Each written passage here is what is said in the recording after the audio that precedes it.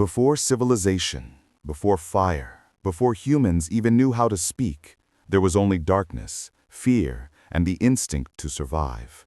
4.6 million years ago, Earth was a completely different planet. Vast plains stretched endlessly, dense humid jungles thrived, and arid deserts lay scattered across the land. This was the Pliocene epoch, a time when the earliest ancestors of humans, ape-like creatures who had just begun walking on two legs, were taking their first steps on the long road of evolution. In this world, they were not rulers but fragile prey.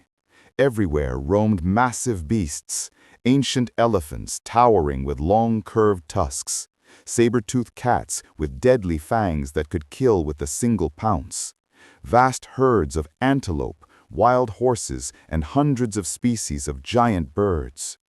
At this point, early humans had no weapons, no fire, and relied completely on nature for survival.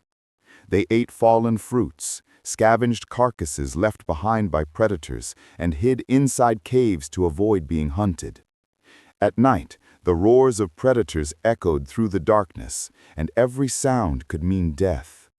Their existence was fragile and fleeting. They needed something more powerful, a tool, a weapon, to shift the balance of survival. One foggy morning, on the vast savanna, a giant elephant fell after a fierce battle with a predator.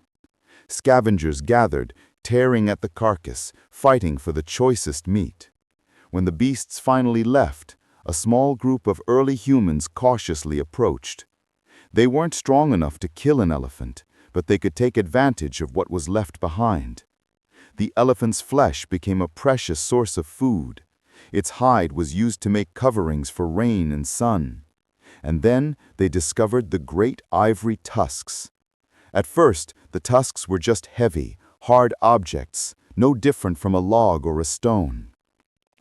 But over time, curious hands began to strike, chip, and shape them. Eventually, a sharp, pointed fragment was created, something that could cut meat, pierce animal hides, and even kill an enemy. That moment changed human history forever. For the first time, humans had a tool superior to nature's claws and fangs. For the first time, they had a weapon to fight back, no longer doomed to be helpless prey. In the beginning, ivory was used only for simple cutting or digging. But our ancestors quickly realized its greater potential. They sharpened ivory into spear tips, attaching them to long wooden shafts, creating primitive spears. With these weapons, they no longer had to flee forever. They began forming groups, planning hunts, and slowly became predators instead of prey. Epic scenes unfolded on the open plains. A group of 6 to 8 hunters lying in ambush behind a boulder. A wild horse galloping toward them. Spears soaring through the air, striking their target. The prey collapsing as the group cheered in triumph. Ivory had changed everything. It marked the dawn of a new era, the era of tools and intelligence. With ivory weapons and tools, our ancestors not only survived, but thrived.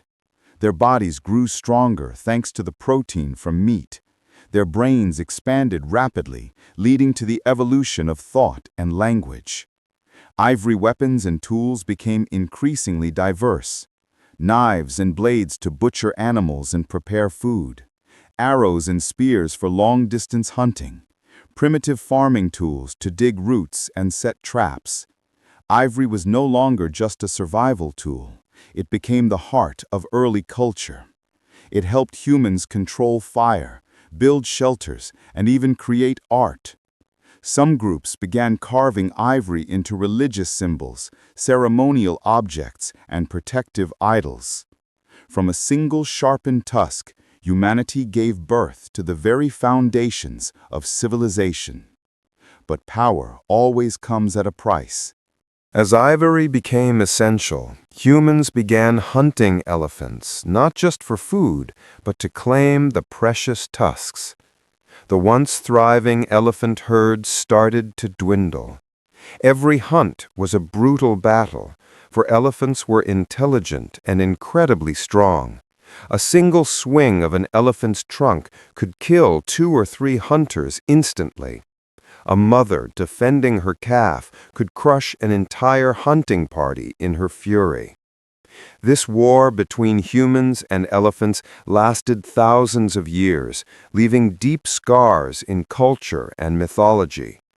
Many ancient tribes came to worship elephants, seeing them as both protectors and terrifying forces of nature.